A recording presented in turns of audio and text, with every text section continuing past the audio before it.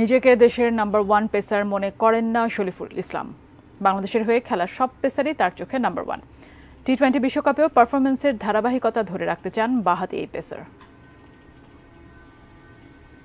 আইপিএলে চেন্নাই সুপার কিংসের হয়ে দুটি ছড়াচ্ছেন মোস্তাফিজুর রহমান। লখনৌ সুপার জায়ান্টের হয়ে খেলার সুযোগ এসেছিল শরীফুলের সামনেও। বিসিবির ছাড়পত্র না পাওয়ায় অন্তত এবারের মতো আইপিএলে খেলা হলো না এই পেসারের। তবে মুঠোফোনে সবসময় যোগাযোগ হয় মুস্তাফিজের সঙ্গে, জানতে পারেন তার অভিজ্ঞতা। প্রায় দিনই কথা হয়, সে সবসময় কল দেয়, আমিও কল দিই। তো উনি ওইখানের জাস্ট উনি বলে যে ওইখানে প্রেশার কম, তার জন্য হয়তো বা এক্সট্রা কনফিডেন্স পাচ্ছে।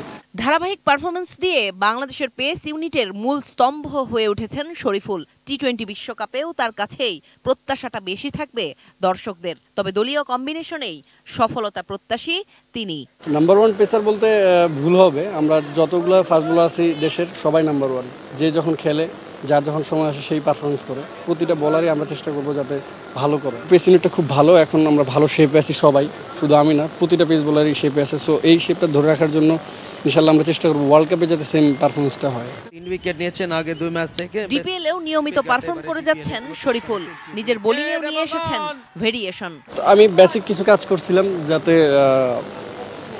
ডিফারেন্ট কিছু করতে পারি, যেমন ভিতরে আনা। সো এগুলো নিয়ে প্র্যাকটিস করছিলাম, সো সাকসেস আসছে। তো এখানে আলহামদুলিল্লাহ আমাদের কাজই হলো যেখানে খেলবো ভালো কিছু করা। অনেক সময় হয় না, বাট আমরা চেষ্টা করি ভালো খেলার জন্য। টাইগার অধিনায়ক নাজমুল হোসেন শান্ত টি-20 বিশ্বকাপ নিয়ে খুব বেশি আশাবাদী না হলেও শরীফুল অবশ্য শোনালেন আশার কথা। দলের শক্তিশালী পেস ইউনিটের উপর যে তার ভরসা আছে।